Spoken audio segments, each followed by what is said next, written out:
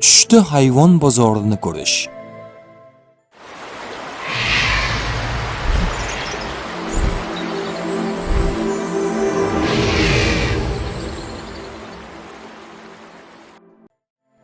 Hayvonlar odatda ijtimoiy mavzularni, ya'ni boshqalar bilan bo'lgan munosabatlar yoki ishlash tarzini ifodalashi mumkin.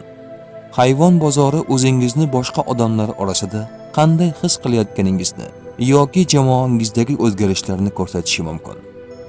Bozor o'zingizning tanlovlaringizni, kelajakdagi qarorlaringizni va turli imkoniyatlarni tanlashda qaror qabul qilishni anglatishi mumkin.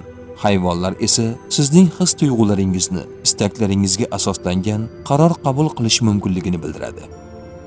Agar tushdagi bozorda hayvonlar tartibsiz yoki xavotirli ko'rinishda bo'lsa, bu ichki halovatsizlik yoki boshqarilmasligini bildirishi mumkin.